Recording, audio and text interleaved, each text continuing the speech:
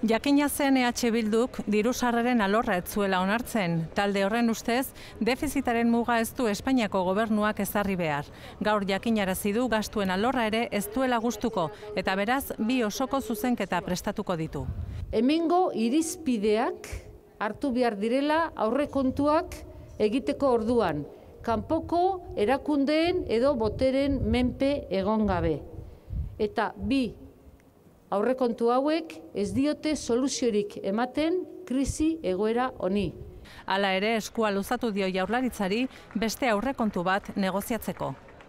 Alderdi sozialistak ere osoko zuzenketa iragarri du. Isabel Celaak hezkuntza alorreko aurrekontua kritikatu du.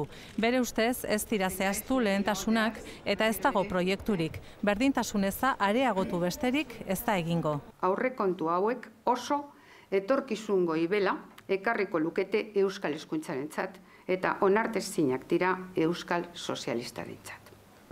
Javier de Andrés Arabako aldun nagusi eta Alderdi Popularraren batzorde negoziatzaileko kideak esan du akordioaren aldeko jarrera zalantzagabea daukala bere alderdiak. Nosotros estamos comprometidos precisamente con lo que el presupuesto del gobierno vasco está planteando. Baina baldintza bat jarri du, denen artean berdintsu banatu daitezela murrizketak, ez daitezela izango gogorragoak Arabarentzat. Josu Erkorekak taldeei esan die Jaurlaritzaren proposamena baztertu beharrean zehaztu dezatela euren proposamen alternatiboa.